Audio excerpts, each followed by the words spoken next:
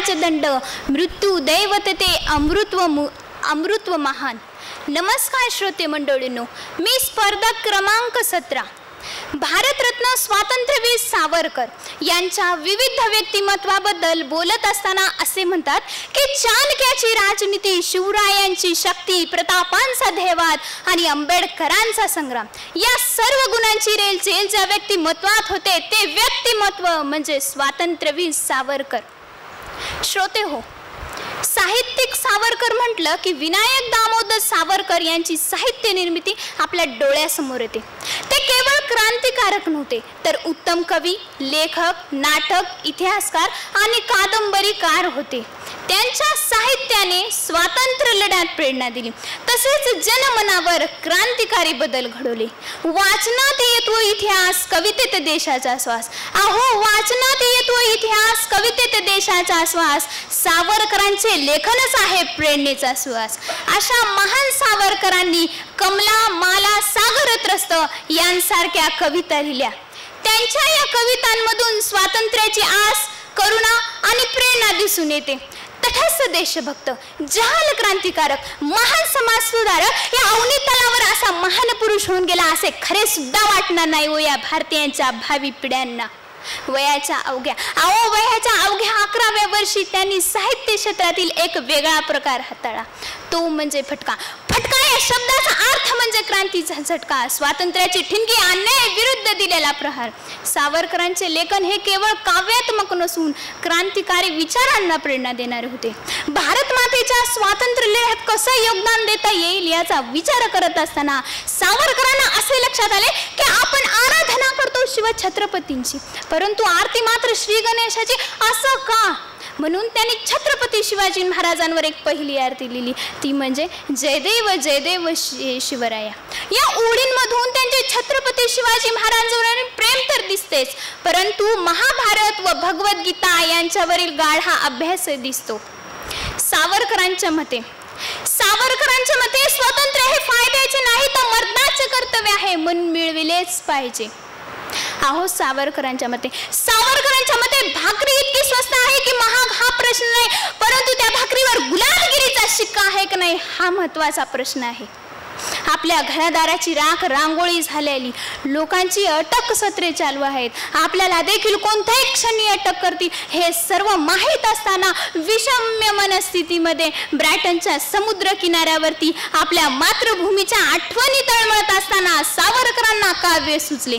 संपूर्ण दिशा बदलून टाकणारे ते जगविख्यात काव्य म्हणजे ने मजसी ने परत मातृभूमीला सागरा प्राण तळमळला. अहो, सावरकरांच्या विचारांची भव्यता बघा. सावरकरांचे मन तळमळत आहे, बुद्धी तळमळत नाही, त्यांचे पंचप्राण आपल्या मातृभूमीसाठी तळमळतात. आणि इथेच त्यांची कवी कल्पना श्रेष्ठ वाटते. समुद्राच्या लाटांवरती जमलेला फेस बघून सावरकरांना असे वाटले की या लाटांच्या स्वरूपात हा समुद्र माझ्यावरती हसतो आहे, माझ्या भावनांची टिंगल उडीत आहे. आणि त्याला दटावण्याच्या सावरकर म्हणतात, या फेन मिसे हससी निर्दया कैसा, या फेन मिसे हससी निर्दया कैसा, का वचन भंगीसी ऐसा.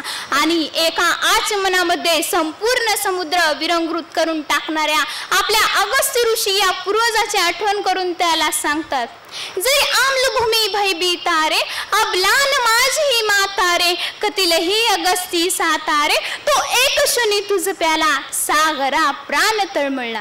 सावरकरांनी असा एक ग्रंथ लिहिला ज्याच्या प्रकाशनापूर्वीच इंग्रजांनी बंदी घालण्यात आली. असा जगातील एकमेव ग्रंथ म्हणजे 1857चे स्वातंत्र्य समर. ही तर जणू सर्व क्रांतिकारकांना प्रेरणा देणारी क्रांतिगीताच. परंतु प्रश्न हा आहे की या क्रांतिगीतेच्या प्रकाशनापूर्वी इंग्रजांनी का बंदी घातली असेल? कारण इंग्रजांना सुद्धा माहिती होती सावरकरांच्या लेखणीची शक्ती, सावरकरांच्या साहित्याची शक्ती, सावरकरांच्या ग्रंथाची शक्ती. आहो म्हणून इंग्रज सुद्धा घाबरले हो सावरकरांच्या साहित्याला. म्हणून त्यांनी सावरकरांच्या हातातून लेखणी काढून घेण्याचा प्रयत्न करावा. सावरकरांना अटक झाली. ऐन उमेदीतली 11 वर्ष त्या अंदमानाच्या कारागृहात काढली, अत्यंत त्रास सहन करत. इंग्रजांना वाटले की हे सावरकर आता काही लिहित नसतात, परंतु ज्या ठिकाणी एक कागदाचा तुकडा सुद्धा मिळणं शक्य नव्हतं त्या ठिकाणी सावरकरांनी खिळ्यानी करून कमलासारखे महाकाव्य लिहिले. या अमाप कर्तृत्वामागे होता तो राष्ट्रप्राप्तीचा निश्चय. बिकट परिस्थितीतही देशासाठी कसं याचं एकमेव उदाहरण म्हणजे स्वातंत्र्यवीर सावरकर. अशा महान व्यक्तिमत्वाबद्दल मी काय बोलणार. या ठिकाणी मी त्या इंग्रजांना ठामपणे सांगू शकते की ज्याला राष्ट्रभक्तीने पचडले आहे त्याला कोणत्याही लेखणीची गरज नाही आणि त्याला कोणत्याही कागदाची गरज नाही. सावरकरांनी हिंदुत्व व हिंदू कोण, हिंदुत्व व हिंदू कोण हा ग्रंथ लिहून राष्ट्रवार व्यक्त केला. आपल्या सर्वांनाच माहिती आहे की भारत मातेला विश्वगुरु बनवण्यासाठी 1925 पासून लाखो क्रांतिकारक आजही काम करत आहेत. हे अतुलनीय कार्य कशामुळे होत आहे, कशामुळे होतंय? फक्त आणि फक्त सावरकरांच्या साहित्याच्या माध्यमातून होत आहे. साहित्यिक सावरकर, साहित्यिक सावरकर म्हणजे भारत मातेसाठी बनलेलं भूत, वर्तमान आणि भविष्यात कधीही दुर्लक्षित न करता येणारं रसायन होय.